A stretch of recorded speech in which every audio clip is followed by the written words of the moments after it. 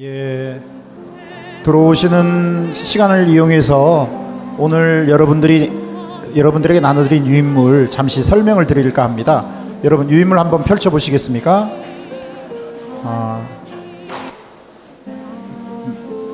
이렇게 매달 혼인 멘토 프로그램 그 소식지가 나갑니다. 그래서 예습도 중요하지만 이제 프로그램은 이제 복습이 굉장히 중요한 그래서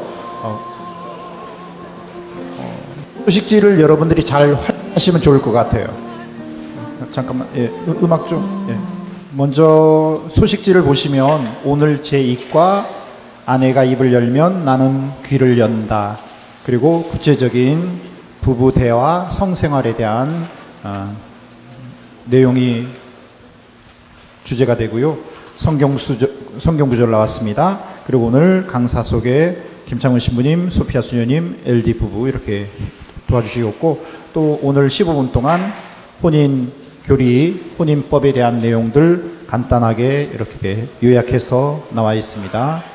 그리고 성서 묵상할 수 있는 그 혼인 교리, 혼인법 상식 나왔고 묵상할 수 있는 성경 구절 나왔고요. 그리고 이걸 가지고 서로 묵상한 내용을 나눌 수 있는 짝대와 그리고 있습니다.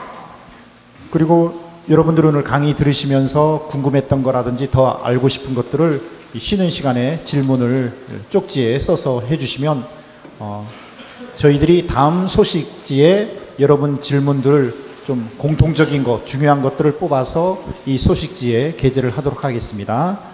그리고 뭐 한 걸음 더 나가기, 영성적으로 통합하기, 마치며 찬양하기. 오늘 이거는 하나의 교재 만들기 위해서 이런 식의 흐름을 계속 유지할 거고요. 그 뒷면에 보시면 이미 일기 청년들이 우리 혼인 멘토 봉사자들에게 바라는 그런 마음이나 궁금한 것들을 저희들이 그 질문지를 받아봤습니다. 그래서 혼인 멘토 들에게 청년들이 바라는 마음들, 질문들을 이렇게 써봤고요. 한번 읽어보시면 되겠습니다. 그리고 오늘 시작 성가 바뀌긴 했지만 이런 시작 성가 저희들이 이렇게 준비하고 있고요.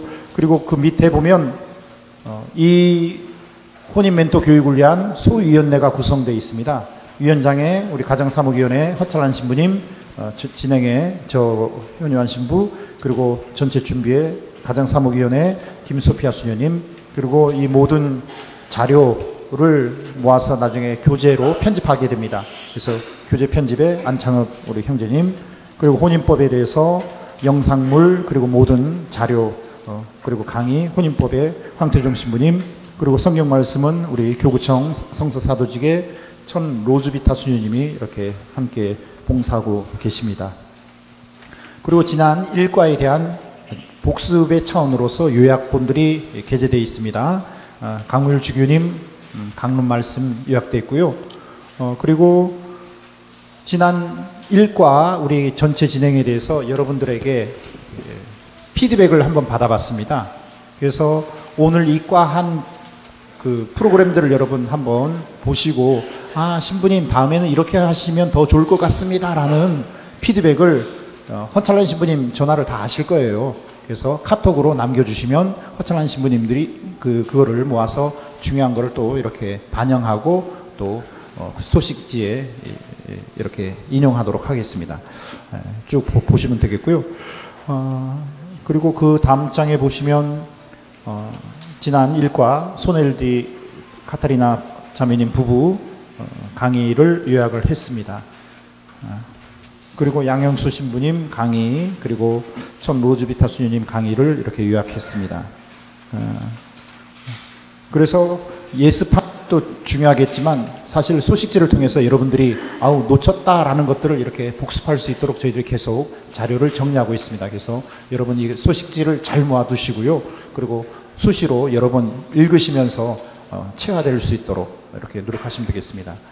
그리고 소식으로 5월 16일 날 제1차 청년들을 위한 혼인 멘토 가정교육이 5월 16일 날 서귀포 성당에서 있고요. 제주시 지역은 6월 27일 날 동문성당에서 있겠습니다. 이거는 여러분들이 반드시 받으셔야 됩니다. 그냥 혼인 멘토들을 위함이 아니라 청년들, 그러니까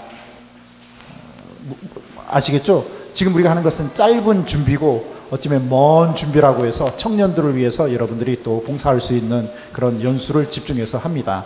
그래서 여러분들은 단기간에 혼인할만을 위한 교육이 아니라 어쩌면 본당의 청년들, 뭐 대학생, 혼인에 대한 전적인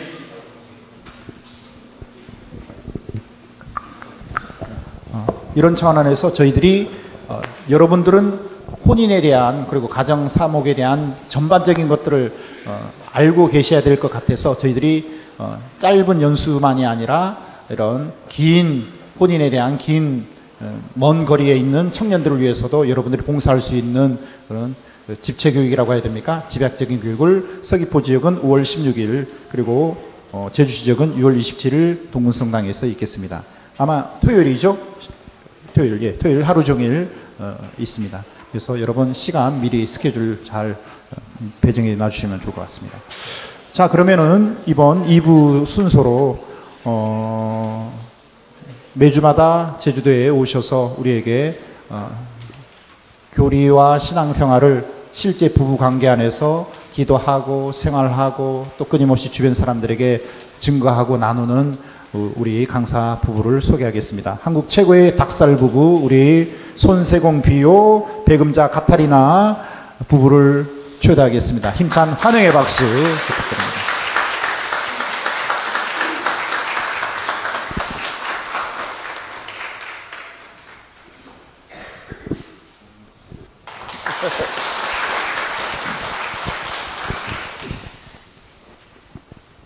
떨리시죠? 괜찮습니까? 아니요, 안 떨리는데. 예. 덜 긴장하시라고 제가 계속 앉아서 같이 이렇게 나눔을 하도록 하겠습니다. 예, 편안하게 오늘 좀 진행해 주시고 또 나눠주시고 그랬으면 좋겠습니다. 예, 오늘 저희들이 나눠드릴 삶은 그 대화법입니다. 그래서 그 언어를 써서 하는 대화, 그다음에 몸으로 써서 하는 대화 두 가지를 말씀을 드리도록 하겠습니다. 고마워요. 저희들이 아주 많은 부부들을 그 상담을 하게 되는데 결국은 말이 안 통해서 싸우더라고요. 그래서 대화를 어떻게 하는 것이 가장 좋을지 참 긴 세월 고민했고 저희들도 나름 룰을 정해서 살고 있습니다. 그래서 저희들이 어떻게 대화를 시작하게 됐는지 먼저 말씀을 드리겠습니다. 결혼해서 이렇게 함께 살다 보니까 수많은 의견의 차이를 이렇게 느끼게 되었습니다. 우리는 각자 갖고 있는 의견이 내 의견이 옳고 상대방 의견이 틀렸다고 생각했습니다. 그래서 자기가 갖고 있는 의견이 왜 옳고 상대방이 갖고 있는 생각이 왜 틀렸는지를 증명하기 위해서 대화를 시작했습니다. 그렇지만 우리는 어떻게 대화를 해야 되는지 잘 몰랐고 어떻게 내 마음과 내 생각을 설명할 수 있는지도 잘 몰랐습니다. 무작정 내 생각이 옳다고 설득을 시키려고 했고 내 생각을 잘 이해하지 못하는 상대방의 지능 지수를 의심할 수밖에 없었습니다. 내 마음을 이해시키려 했지만 내 마음을 이해하지 못하는 아내를 돌같이 차가운 마음을 갖고 있는 감정도 없는 사람이라고 단정해버리곤 했습니다. 많은 세월이 지나서 저는 바보를 데리고 사는 불행한 사람이라고 남편의 마음을 헤아리지도 못하는 불행한 사람이라고 결론을 내려놓고 복도 지질이 없는 사람이라고 생각했습니다. 아내가 이야기를 시작했습니다. 나는 이라고 시작된 얘기는 통제를 하지 않으면 끝도 없이 이어집니다. 도중에 그만하라고 멈추라고 말하지 않으면 끝이 없습니다. 식사 준비할 때가 되거나 중요한 전화가 와야 끝이 납니다. 대화를 해야 되겠다고 필요를 느끼면서 대화를 하기로 작정을 하지만 이 얘기를 시작하면 끝이 없기 때문에 너무 힘이 들었습니다. 그래서 한마디로 그만해라 라는 것이 항상 결론이었습니다. 작정을 하고 얘기를 할 때 한두 마디 결론을 설명하기 전에 배경 설명을 얼마나 길게 하는지 결론에 도달하기도 전에 지쳐버리곤 했습니다. 아무리 설명을 해줘도 다 듣고 보면 항상 같은 결론이었습니다. 듣고 들어봐도 다 들어보면 힘들어 죽겠다는 얘기입니다. 살고 있는 환경을 하루아침에 바꿀 수도 없는데 그냥 참고 살아갈 수밖에 없는 얘기니 결국 그건 하소연일 뿐입니다. 어떤 때는 다 듣고 보니 그거는 사랑받고 싶다는 얘기입니다. 그럴 때는 진짜 많이 답답합니다. 부부가 서로 사랑하니까 살고 있는데 연애할 때처럼 매일 사랑 고백을 할 수도 없고, 그러니까 연애할 때 하고 지금은 변했다라고 생각을 합니다. 이 가슴을 찢어서 보여줄 수도 없고 이 머리를 열어서 보여줄 수도 없으니까 답답하기만 했습니다. 어쩌다 아이들에 관한 얘기를 할 때도 마찬가지였습니다. 자기가 낳아놓고 날 보고 엄마 마음에 드는 아이들로 만들어라 그러면 저는 그렇게 일할 재간이 없습니다. 시집 식구들이 마음에 들지 않는다고 화소연할 때는 숨이 턱턱 막히는 것 같았습니다. 평생 그렇게 살아온 사람들이 세 사람 한 사람 들어왔다고 살아온 습관, 생각, 가치관을 모두 하루아침에 바꿔버릴 수는 없는 것을 뻔히 알면서도 참 무리한 부탁을 하곤 했습니다.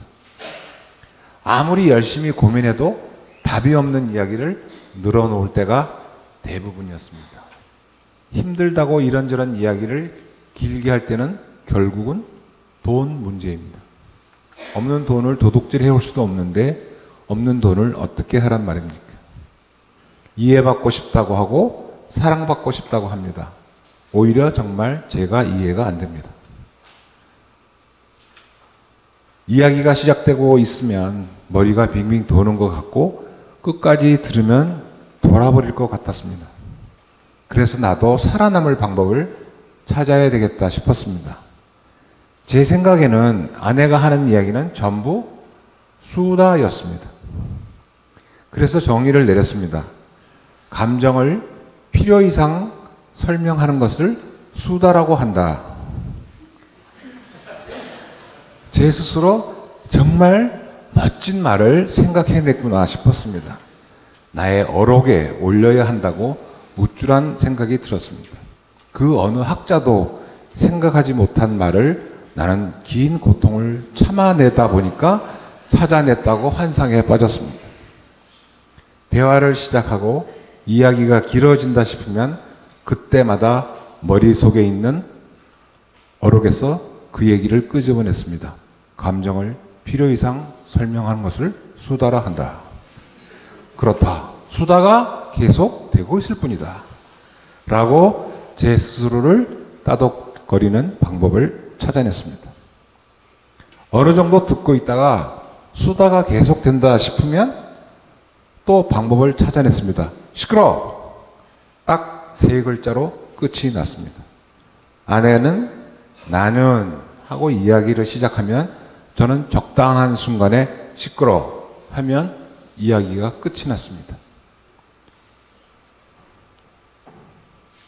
매번 그렇게 제가 이기니까 이제는 긴 시간 에너지를 소비할 필요가 없어졌습니다. 나는 하고 시작하면 즉시 시끄러워 하고 답하면 끝이 났습니다. 아내는 두 글자로, 저는 세 글자로 우리 대화는 모두 끝이 났습니다. 함께 살아가면서 할 이야기가 점점 줄어들었습니다. 이야기를 해봐야 소용없다는 것을 터득하면서 할 이야기가 점점 더 없어졌습니다. 이야기가 길어져 봐야 결국 싸움으로 끝나고 서로 감정만 다치게 된다는 것을 경험하곤 했습니다. 말해봐야 소용없는 그런 일을 되풀이하는 바보가 되지 않으려고 노력하는 동안 우리 부부 사이는 점점 멀어지기 시작했습니다. 일상생활에 필요한 대화가 전부였습니다. 저는 저대로 혼자 생각하고 혼자 아파하고 혼자 결론을 냈습니다. 차라리 혼자 조금 고민하는 것이 훨씬 더 효율적이라는 생각을 하면서 대화의 필요성까지 없어졌습니다. 어느 날 외로움이 밀려왔습니다. 이렇게 살아가는 것이 무슨 의미가 있을까 싶었습니다. 성당에 가서 감실 앞에서 긴 시간 동안 예수님께 아내가 뭘 잘못했는지 낱낱이 고발했습니다. 침묵의 예수님은 역시 그날도 아무 말씀이 없으셨습니다. 그렇지만 묵묵히 작업을 시작하셨습니다. 아내와 함께 이태리로 로마로 일주일 동안 가정학교에 참석하게 되었습니다. 학교에서는 부부가 함께 살아가면서 대화가 너무나도 중요하다고 길게 설명했습니다. 세상에 그걸 모르는 사람이 어디 있겠나 싶었습니다.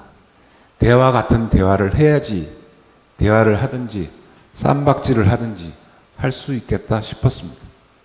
우리가 대화할 수 없는 이유는 모두 아내의 수다 때문이더라고 또다시 나의 생각을 잘 정리할 수가 있었습니다. 우리 부부의 모든 문제는 아내의 무지에서 시작되었다고 다시 한번 결론을 내렸습니다. 이태리까지 가서 배워온 딱 한 가지는 상대방이 이야기를 시작하면 끝까지 들어주어라. 그거 하나였습니다. 한국으로 돌아오면서 무척 화가 났습니다. 본전 생각도 났습니다. 돈을 얼마나 쏟아부었는데 도무지 뭘 배웠나 싶었습니다. 한국으로 돌아온 어느 날 아내는 두 팔을 걷어붙이고 대화를 하자고 덤벼들었습니다. 지난날의 시간이 악몽처럼 떠올랐습니다. 아이들을 다 재워놓고 다음 날은 주일이라 늦잠을 자도 되는 토요일 밤에 아내의 수다를 끝까지 들어주어야 하는 고통의 신비가 시작되었습니다. 저는 일단 배운 대로 오늘은 내 입에 자물쇠를 채우리라 결심을 했습니다. 듣다 못 듣겠으면 잠을 잔다 라고 결심했습니다. 이야기를 시작하는데 이제까지와는 다른 목소리였습니다. 처음부터 뭔가 좀 이상하게 시작한다 싶었습니다. 아내는 먼저 이런 이야기를 시작했습니다. 나는 당신을 위해 내 목숨을 내놓을 수 있다고, 그만큼 당신을 사랑한다 라고 시작했습니다. 잠이나 자겠다는 생각이 한순간에 날아갔습니다. 뭐 하자는 거냐 싶어서 정신이 번쩍 들었습니다. 벽에 기대서 느긋하게 반쯤 누워있는 상태로 이야기를 시작했는데 놀라는 바람에 똑바로 앉게 됐습니다. 아내가 계속했습니다. 내 생각이 옳으니까 어떻게 해서든지 설득해서 당신 생각을 바꾸어 버려야겠다는 생각은 완전히 내려놓고 시작해요 라고 말했습니다. 오늘은 무슨 문제를 해결하자는 게 아니라 단지 당신에게 위로를 받고 싶어요. 저는 무방비 상태에서 한 방 크게 얻어맞은 것 같았습니다. 왜 그래? 그냥 하던 대로 왜 갑자기 존댓말을 하고 그러냐? 라고 말을 하고 싶었지만 워낙 충격이 커서 입 밖으로 말을 꺼내지도 못했습니다. 그러고 나니 오늘은 내가 듣는 날이지 싶었습니다. 그날 긴 시간 이야기를 했는데 아내는 이날 이때까지 주장해온 것은 무슨 일을 어떻게 해결해 보자는 것이 아니었구나라는 걸 깨닫게 되었습니다. 우리는 부부이고 서로 한 몸이고 내가 아플 때 같이 아파해주고 내가 힘들다고 할 때 같이 위로해주고 힘들다는 것을 이해해주기를 바랐을 뿐 사실은 더 이상 바란 것이 없었다고 얘기했습니다. 내가 남편 말고 어디 가서 다른 남자에게 내가 힘들어요.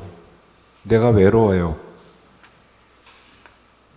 내가 사랑받고 싶어요. 라고 말할 수는 없지 않느냐 라고 말했습니다. 솔직한 자신의 외로움, 힘겨움, 아픔을 호소하는데 저의 마음은 뿌리째 흔들리고 있었습니다. 정말 미안했습니다. 오직 나 한 사람 바라보고 살아온 아내에게 내가 잔말 해도 너무했구나 싶었습니다. 우리는 밤늦도록 긴 시간 보냈습니다. 몇 번이나 아내의 말을 도중에 자르고 들어가서 나의 변명을 하고 싶었지만 그때마다 어금니를 깨물었습니다. 오늘은 듣는 날이다. 건성으로 들으면 안 된다. 마치도 시험을 앞둔 학생이 시험 범위를 가르쳐주는 선생님의 말씀을 듣는 자세로 듣는 것이다 라고 되풀이 생각했습니다. 그날 아내는 처음으로 자기가 어려서부터 어떤 환경에서 어떻게 성장했는지, 장모님과 장인어른에게서 어떻게 교육을 받고 살아왔고 성장했는지 자세히 얘기해 주었습니다. 그 배경 설명을 듣고 나니까 결코 이해할 수 없었던 아내의 행동, 생각, 가치관이 줄줄이 이해가 되기 시작했습니다. 계속 고개를 끄덕이게 되었고 그랬었구나 이해가 되었습니다. 긴 시간 이야기를 끝내고 잠자리에 들 때 마치도 저는 구름 위에 누워있는 것 같았습니다. 그 다음 날은 역할을 바꿔서 제가 이야기하는 날이었습니다. 그런데 저는 긴 이야기를 할 필요를 느끼지 못했습니다. 그냥 단순하게 미안하다고 말했고 용서해달라고 말했습니다. 제대로 이해하지 못한 나의 돌머리를 고백해야 했습니다. 돌처럼 차가운 내 가슴이 따뜻해졌다고, 그래서 고맙고, 그래서 사랑한다고, 나도 그래서 이젠 나의 목숨을 내어놓을 준비를 했다고 말했습니다. 우리 부부는 한 사람이 입을 열면 상대방은 귀를 열고 그렇게 하루씩 역할을 바꾸어 훈련하면서 대화를 시작하게 되었습니다. 한 부인과 긴 통화를 했는데 그 부인이 남편과 대화를 하지 못하고 있다고 했습니다. 한 집에서 같이 살고 있지만 한 집에서 별거 중이라고 했습니다. 장장 4시간이나 그 부인과 통화를 했는데 말이 통하지 않는 남편과 계속 부부로 살아가는 것이 너무나 고통스럽다고 차라리 이혼을 하고 각자 살아가는 것이 오히려 낫겠다고 말했습니다. LD는 부부가 이혼한다고 하면 이야기를 들어보나 마나 각각 50% 책임이 있는 거니까 부인 입장만 두둔하지 말고 부인이 뭘 잘못하고 있는지 살펴보고 알려줘야 한다고 말했습니다. 저는 LD에게 그렇게 단순하게 결론 내리지 말고 남편은 뭐라고 하는지 한번 알아봐 달라고 했습니다. 다행히 그 남편도 누군가에게 도움을 받고 싶다고 한다고 했습니다. 이혼하기 전에 마지막 시도로 중재해줄 제3자의 이야기를 들어보고 싶다고 했습니다. 그래서 어렵게 LD는 그 남편과 긴 통화를 하게 됐습니다. 그 남편은 LD에게 부인이 어떤 잘못을 했는지 아주 낱낱이 고발했다고 했습니다. LD는 남편의 이야기를 들어보니 분명히 부인이 아주 많은 잘못을 하고 있다고 했습니다.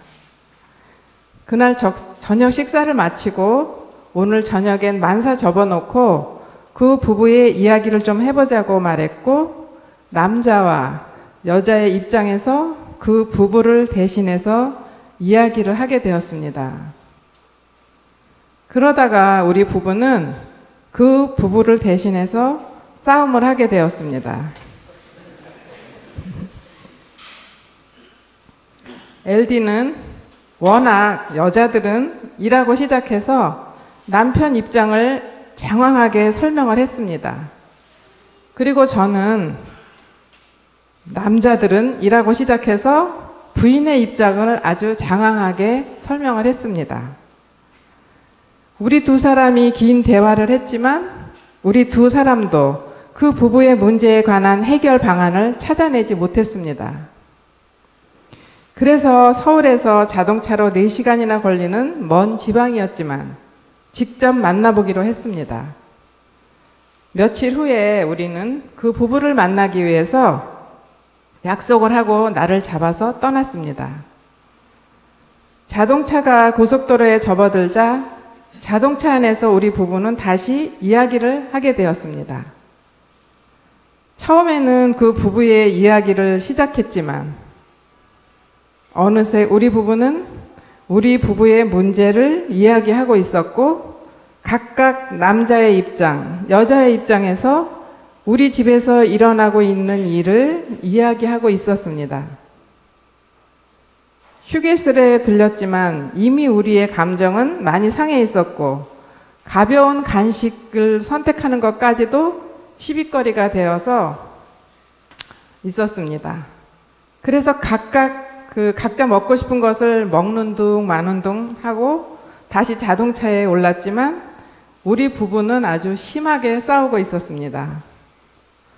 어느덧 약속 장소에 거의 도착했는데 우리는 화가 나서 씩씩거리고 있었습니다.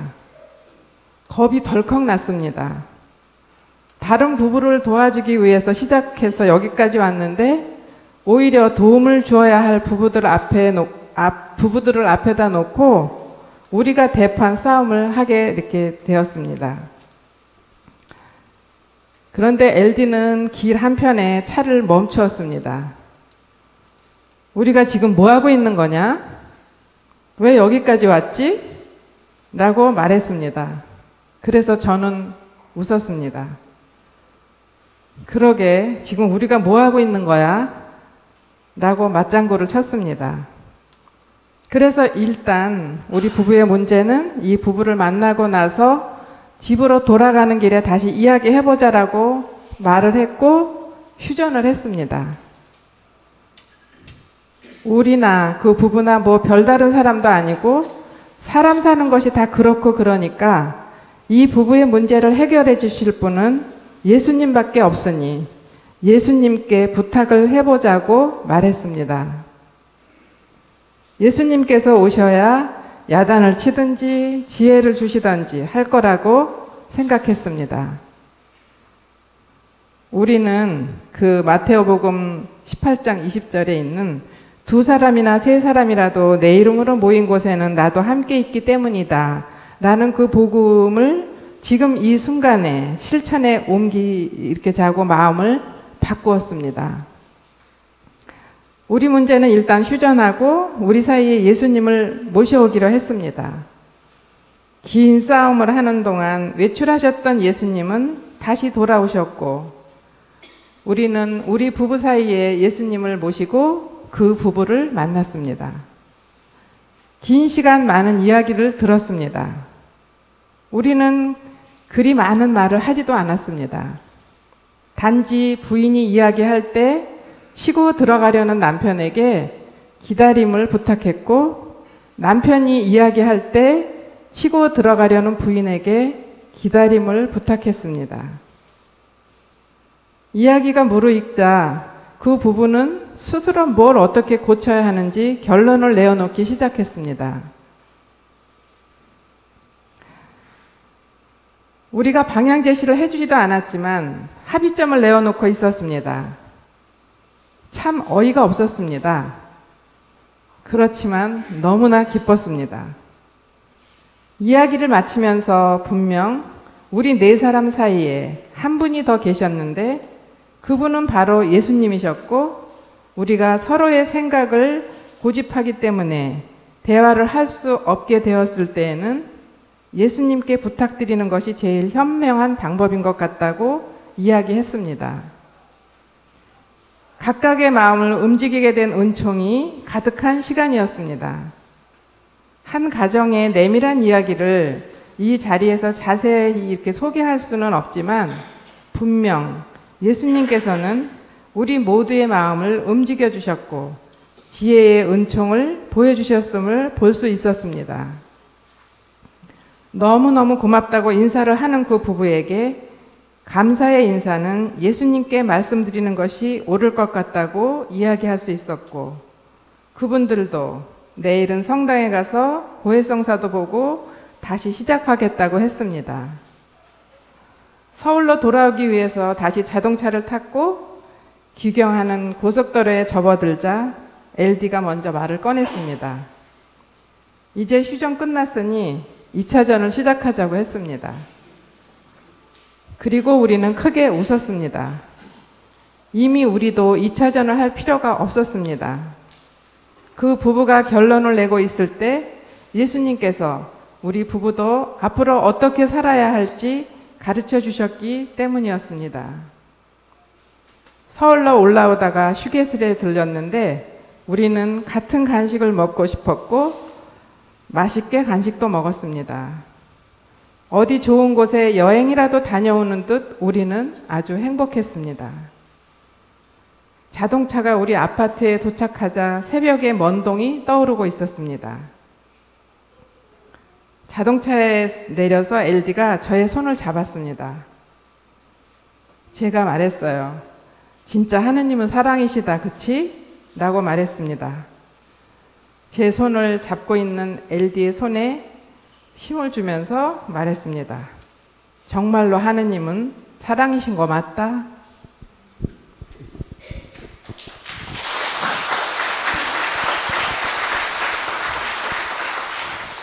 네, 저희들이 언어로 하는 대화를 보통 한 120분 정도 강의를 하는데 조금 줄여서 했기 때문에 이해가 잘 안 되셨을지도 모르겠습니다. 그러면 지금부터 애들은 나가고 19금 시작하겠습니다.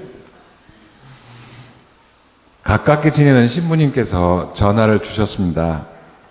좀 도와주세요. 한 자매와 상담을 했는데 뭐가 문제인지 알아낼 길이 없어요.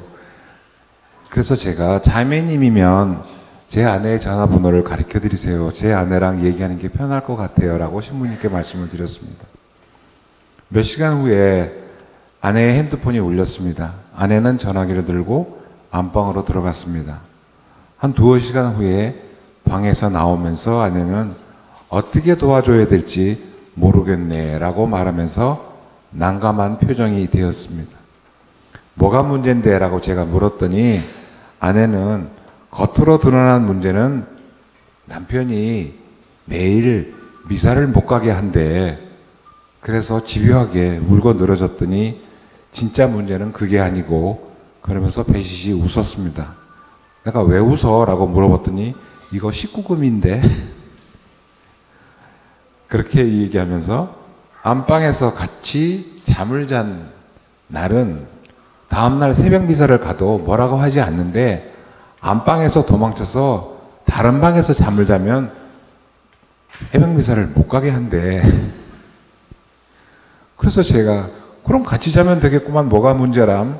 그랬더니 여자가 죽어도 같이 자는 게 싫다는구만. 그럴 거면 왜 결혼했다니? 여자가 그런 식으로 나온 남자들은 마누라를 예수님한테 빼앗겠다고 생각하거든. 여자도 문제가 좀 있구만. 그랬더니 카타리나가 뭐라고 도와줘야 돼? 라고 물었습니다. 한 주교님께서 가르쳐 주셨던 거 있잖아. 쌀밥 이야기. 그거 해줘라. 하얀 쌀밥이 하수구에 있으면 우리는 더럽다고 하잖아. 그렇지만 밥상 위에 있는 쌀밥은 더럽다고 하지 않지. 그리고 몸신학 공부도 좀 하라고 해라. 성생활이 얼마나 거룩하고 귀한 것인지 제대로 배우지 못해서 그렇지. 그리고 남자도 문제가 좀 있구만. 배고프다고 과식하면 안 되지. 그런 집이 어디 그 집뿐이랴. 본당에서 성생활에 관한 특강 같은 걸 좀 해야 하는데 쌀밥을 하수구에 있는 것처럼 멀리 두기 때문에 그런 거지. 참 답답하구나. 이렇게 말했습니다. 저희 부부가 많은 부부를 상담하지만 부부 관계의 80% 정도는 성생활 문제에서 일어납니다. 세상이 하얀 쌀밥을 하수구에 버리기 때문에 불결하게 생각하는 선입견을 갖게 된 것이죠. 워낙 쌀밥은 밥상 위에 있어야 되는데 이 세상이 그 귀한 것을 하수구에 버렸기 때문입니다. 워낙 쌀밥은 식구금이 아니거든요. 사랑에 있어서 최고의 사랑은 목숨을 내어주는 것이 최고의 사랑이라고 배웠습니다. 그렇기 때문에 성생활은 상대방의 행복을 위해서 나의 몸을 완전히 내어주는 것이기 때문에 목숨을 내어주는 사랑에 버금가는 사랑이라고 저희들은 믿고 있습니다. 이렇게 우리는 성생활을 하고 있습니다. 인간이 동물과 다른 본능을 절제할 수 있다는 것이라고 들은 적이 있습니다. 지금은 제가 나이가 들어서 조금 쉽게 되지만 한창 젊은 나이에 경험했던 이야기를 말씀드리겠습니다. 해마다 여름이 되면 곤욕스러운 것이 아주 젊은 여성들이 과다한 노출 앞에서 초연하라는 내 머리와 이미 제 시선이 고정되어 가는 본능과의 싸움을 해야 하는 것입니다. 어느 해 여름 오후에 널널한 지하철을 타고 자리에 앉았습니다. 제가 승차한 다음 정거장에서 늘씬한 젊은 여성이 짧은 치마를 입고 딱 제 맞은편에 앉았습니다. 저는 두 눈을 질끈 감고 초연한 채 하려는 마음과 이미 떠진 눈꺼풀을 다시 내려야 하는 힘든 싸움을 하고 있었습니다. 머리는 눈을 감았는데 눈은 떠 있는 거죠. 그래서 한 생각이 떠올랐습니다. 우리는 깨끗한 방에서 살면서 열심히 깨끗한 방에 살고 싶으니까 청소를 하지만 금방 또다시 방은 더러워지면서 참 힘들어하는 것이 세상살이입니다.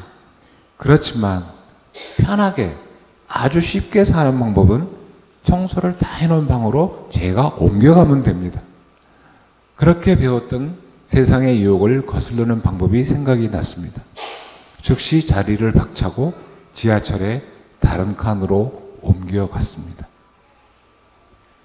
지하철이 한강 다리 위를 지나고 있었고 결국 자리가 없어서 서서 창가에 한강을 바라다 보았는데 한강이 그렇게 아름다운 걸 그날 처음 알았습니다. 그날 저녁 집에 들어와서 아내에게 자랑스럽게 다른 칸으로 옮겨 탄 지하철 이야기를 해주었습니다. 아내는 싱긋이 웃으면서 우리 남편 아직도 청춘이네 라고 말해 주었습니다. 그 시기에 한 며칠 참으로 힘들게 지냈습니다. 눈만 뜨면 유혹이 멈추질 않았습니다. 길을 걸어가도 여성의 뒷모습을 보며 좋지 않은 상상을 하고 있었고 계단을 오를 때도 의지적으로 시선을 아래로 내려야 했습니다. 집에서 TV를 볼 때도 이야기 줄거리보다는 엉뚱한 상상에 사로잡히곤 했습니다. 며칠 동안 계속되는 유혹에 상상이 멈추질 않았고 이러다가는 정신병원이라도 가야 하는 게 아닌가 싶은 두려움이 덜컹 들곤 했습니다. 아무리 기도를 하고 노력을 해도 벗어날 방법을 찾을 수가 없었습니다. 집요하게 누군가 내 귀에다 대고 속삭이는 듯 했습니다. 집에 들어오면 아내를 똑바로 쳐다볼 수도 없었습니다.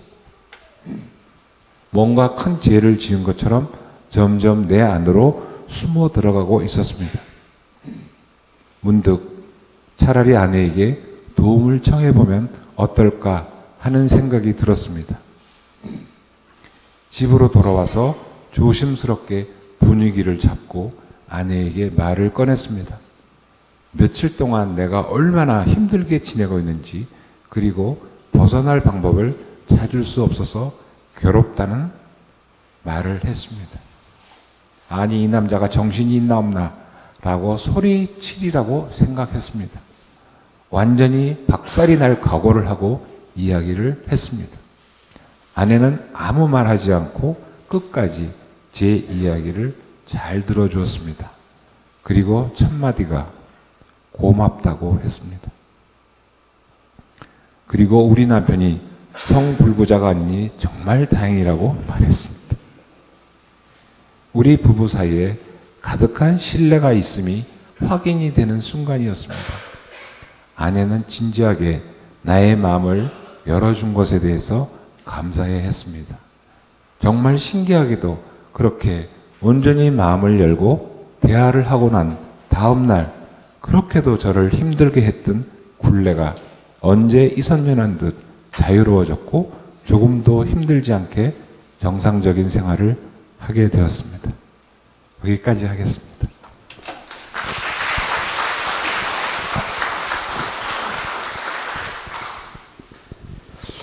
예, 참 기억 남는 여러 표현들이 있었죠. 수다는 뭐다? 필요 이상으로 감정을 설명하는 게 수다다. 그리고 남편이 성적 유혹을 느낄 때 아내는 뭐라 한다? 아, 내 남자는 성불구자가 아니로구나. 하여튼 저희 서귀포 성당이 요즘 사순피정으로 사회복지 세미나를 하는데요. 사회복지 세미나의 그 결론은 두 가지였습니다. 인간 존중과 예수님 마음이었어요.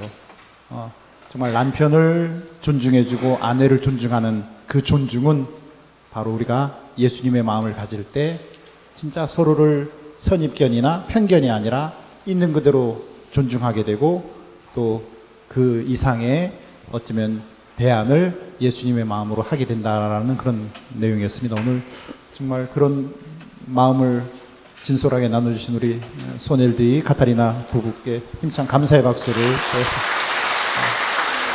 해드리겠습니다. 예, 오늘 우리 마지막 시간을 그냥 머리로가 아니라 정말 영적 감성으로 또 신앙적 봉헌으로 이 시간을 마무리하고 싶습니다. 그래서 오늘 이 시간 또 마무리를 위해서 우리 신제주 성당의 신현아 아네스 자매님이 짧은 노래를 하나를 선정했고요. 그 노래에 대한 의미를 또 설명을 해 주시겠습니다.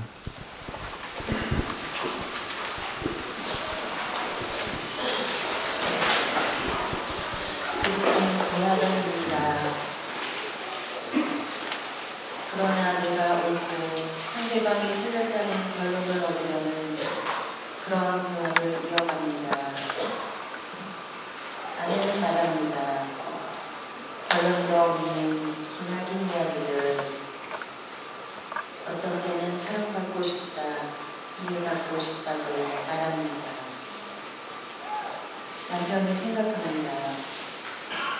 아무리 열심히 고민해보아도 답이 없는 이야기를 이야기해봐야 소용이 없다고 말문을 닫습니다. 부부는 점점 멀어집니다. 외로움이 밀려옵니다. 눈물이 흘러가는 모습을 보여드리겠습니다.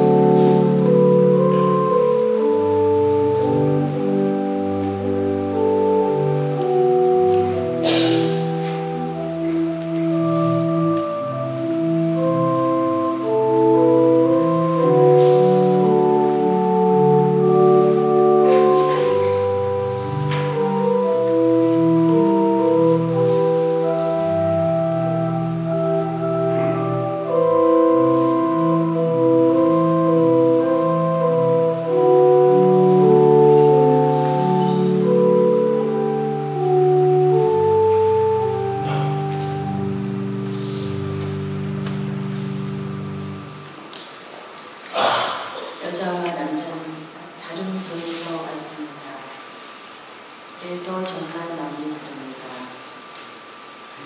우리는 서로 배워야 합니다. 상대방이 이야기를 시작하면 기도하는 기다림을 참고 끝까지 들어주는 것을, 또 우리의 대화 속에 주님을 초대하는 것을,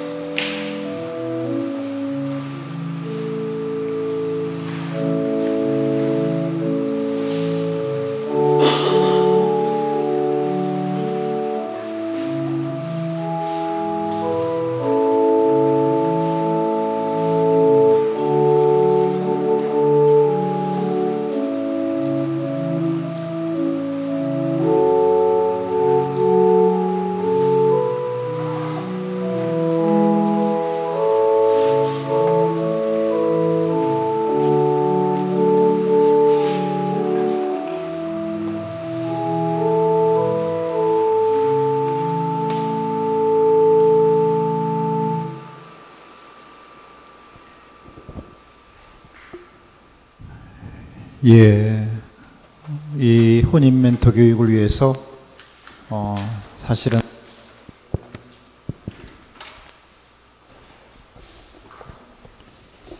오늘 서울을 올라가야 함에도 불구하고 꼭 출석을 하기 위해서 내일 비행기 표를 바꾸신 그런 분도 계셔요.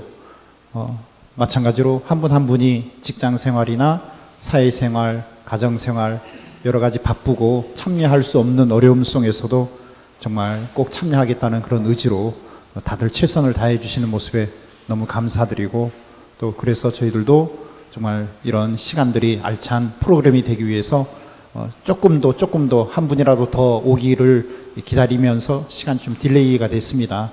근데 또 너무 늦어지면 교통편이라든지 여러 가지 가정적으로 힘드신 분들이 있을 것 같다는 생각이 듭니다. 그래서 다음 주부터는 여러분 조금만 더 일찍 오시면 제 시간 시작되고 또 제 시간에 끝날 수 있을 것 같습니다. 그래서 조금씩 배려하는 마음, 존중하는 마음, 또 함께 기도하는 마음으로 다음 이 시간에 또 만나 뵙도록 하겠습니다.